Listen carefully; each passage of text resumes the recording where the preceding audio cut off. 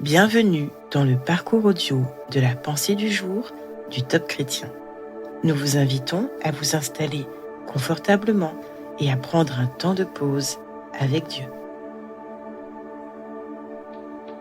2 actes irrévocables de Keith Butler. C'est pourquoi Dieu, voulant montrer plus clairement le caractère irrévocable de sa décision, est intervenu par un serment. Ainsi, par 2 actes irrévocables, nous sommes puissamment encouragés, nous, dont le seul refuge a été de saisir l'espérance qui nous était proposée. Hébreux 6, versets 17 à 18. Le mot irrévocable est amétatétos en grec et signifie immuable. En ces temps de changements constants et d'instabilité extrême, n'est-il pas réconfortant de connaître 2 choses qui ne peuvent absolument pas changer ? Les 2 choses irrévocables mentionnées dans ce passage de la lettre aux Hébreux sont la parole de Dieu et le sang de Jésus. La parole de Dieu est un rocher qui ne se désagrège pas et ne se dissout pas. Elle est le fondement de la vie pour ceux qui s'appuient sur elle. Mais ceux qui ne la reçoivent pas trébuchent dessus.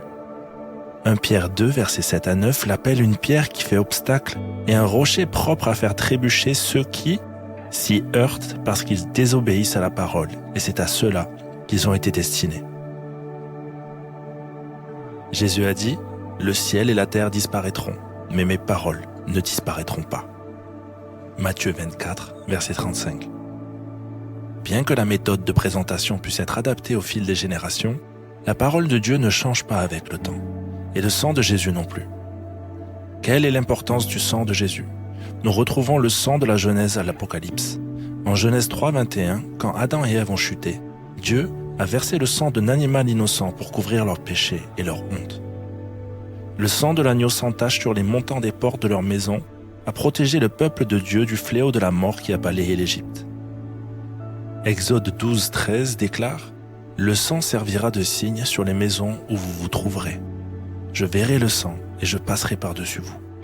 Il n'y aura pas de fléau qui vous détruise quand je frapperai l'Égypte. » Apocalypse 12, 11 dit « Ils l'ont vaincu, Satan, grâce au sang de l'agneau et grâce à la parole de leur témoignage.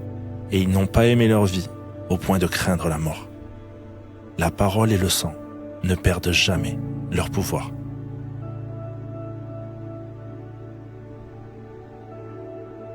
Vous arrive-t-il d'avoir des doutes concernant la manière d'agir de Dieu ? Prenons ensemble le temps d'accueillir ce que Dieu souhaite nous enseigner aujourd'hui.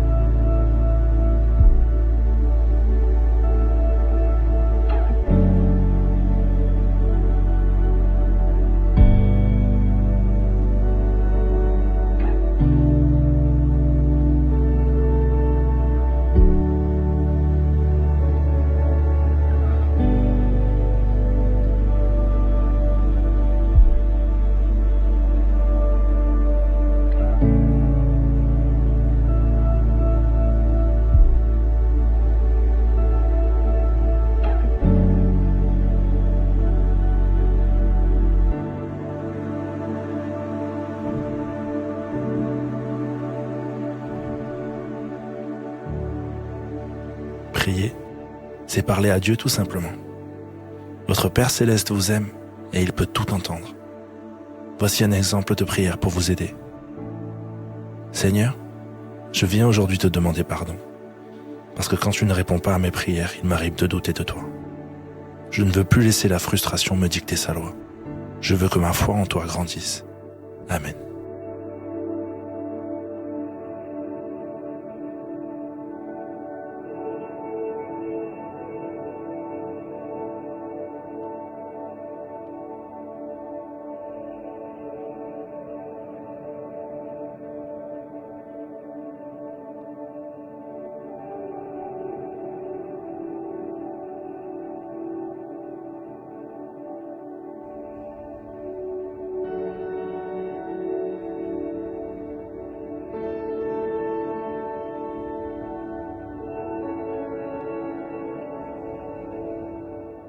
Louer le Seigneur, c'est manifester notre reconnaissance pour tout ce qu'il fait.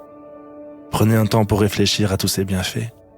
Vous pouvez par exemple le remercier car, quoi que vous fassiez et quoi que vous disiez, il ne change pas.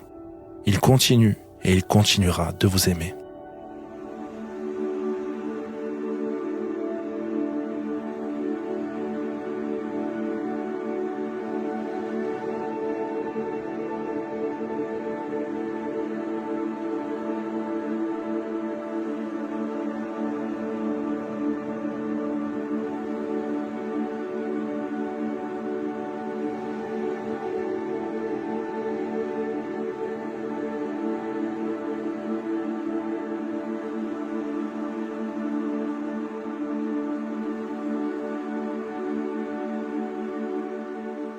À présent, réfléchissez à ce que vous avez appris.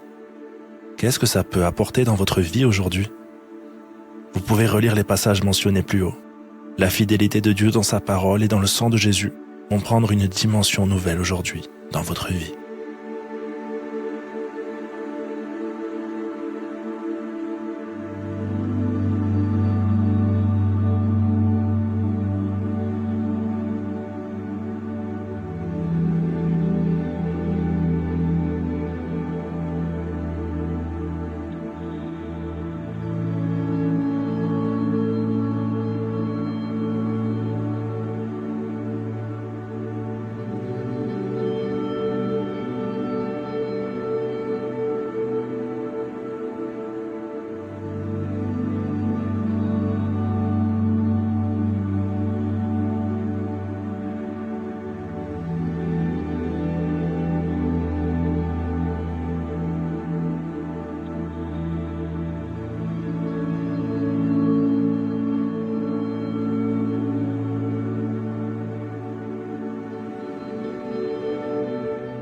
Notre parcours du jour se termine.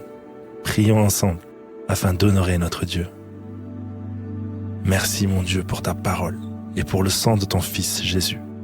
À toi seul règne, la puissance et la gloire. Amen.